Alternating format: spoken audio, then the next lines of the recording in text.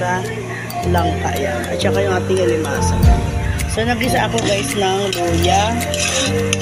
Kasi maganda sana yung isang diretsahan nun, diba? Isasabay siya. So, hindi ko na siya sinabay. Sinabay ko na yung alimasa.